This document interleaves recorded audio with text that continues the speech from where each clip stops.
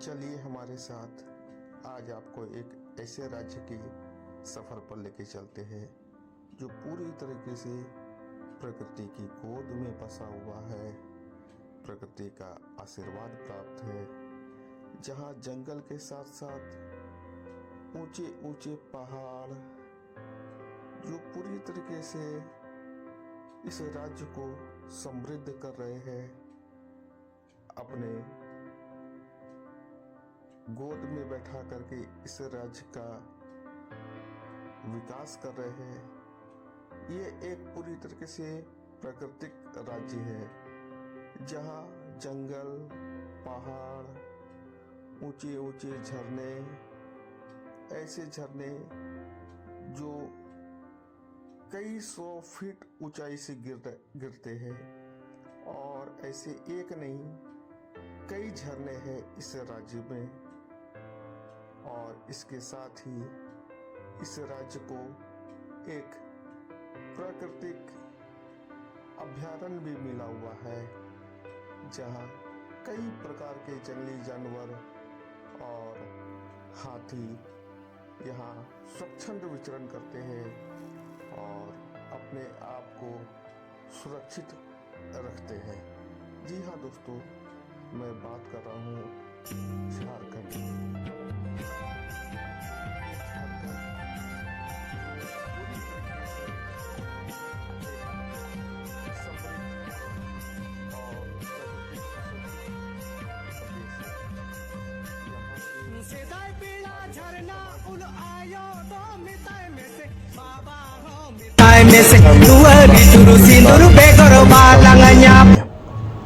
भारत का एक प्रमुख राज्य और इसकी राजधानी है रांची।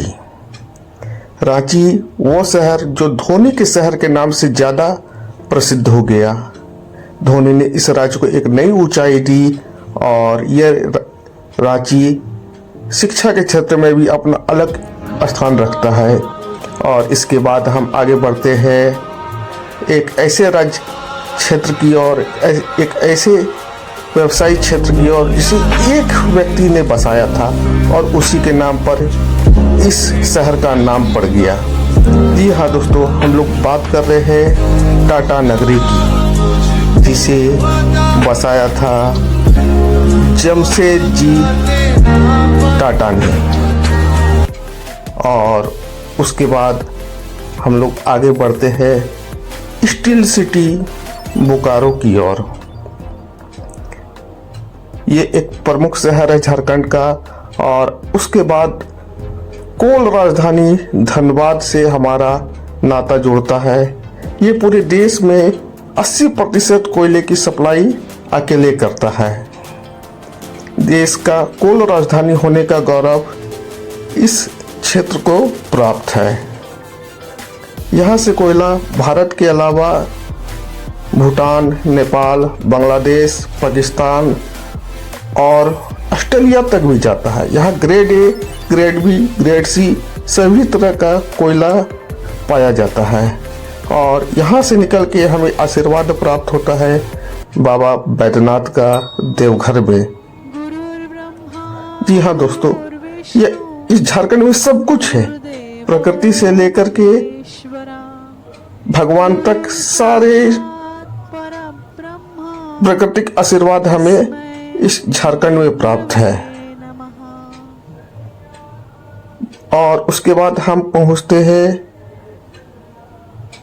देवघर से आगे श्रावणी मेला का आनंद लेते हुए आगे बढ़ते हैं दुमका की ओर।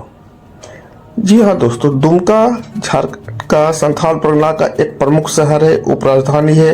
यहाँ भी बाबा बासुकीनाथ विराजमान है जो हमें आशीर्वाद प्रदान कर रहे हैं।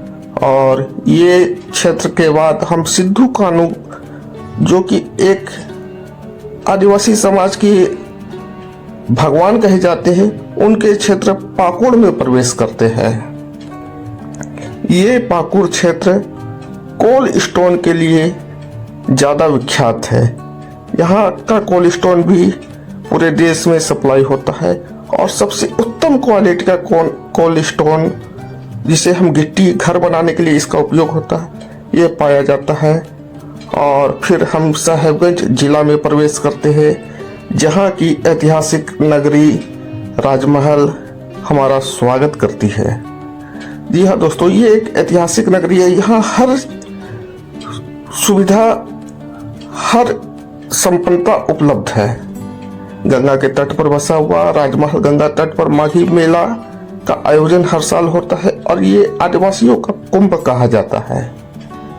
तो दोस्तों, आप सभी से निवेदन है कि ऐसे प्रकृति से भरपूर क्षेत्र में आए, आनंद ले, गंगा स्नान करें, बाबा बैद्यनाथ का दर्शन करें, प्रकृति का आनंद ले और अपने आप को सौभाग्यशाली और